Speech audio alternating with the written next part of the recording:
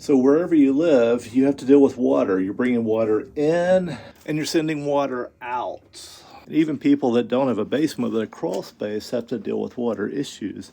But if you have a basement, then you're going to eventually get some water in there, and you may have a sump pump, but some houses don't even have a sump pump.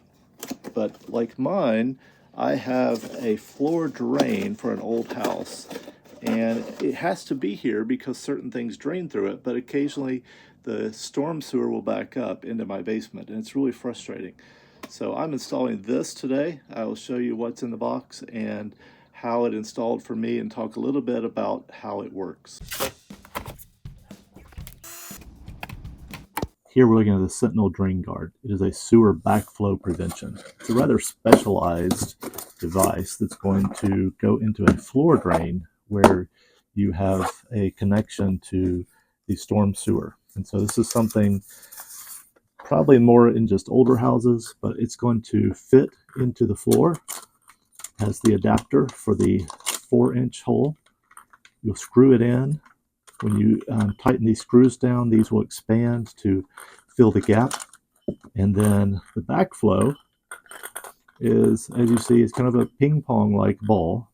And what this is going to do is when the water rises through that drain that would usually flood your basement, it's going to push the ball up, and then it will tighten. So there's the bottom. That's where the water would flow in. And then this is the top. And so that's what the drain looks like on top.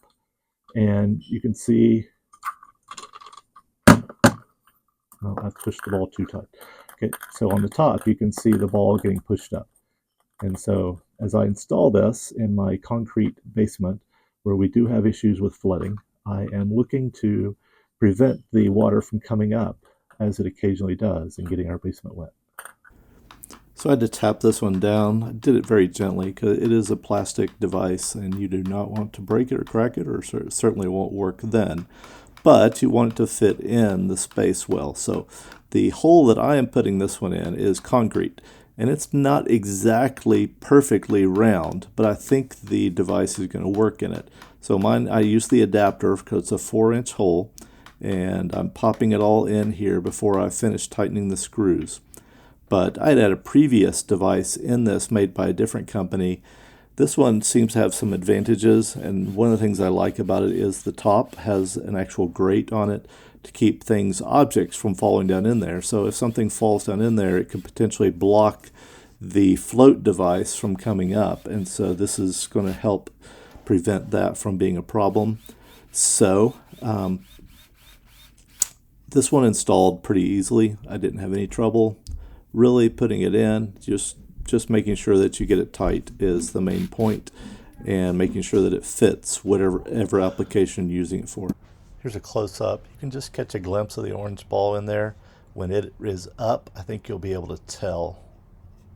If I had one complaint about the product, it's that it requires a specialized bit to tighten the screws. And I have these, but not everybody's going to have this. So this is something they really should include something to work with it. It's a 4-sided bit here. Once we get that big rain, I will post a follow-up, so subscribe. So I think that's a pretty easy DIY project.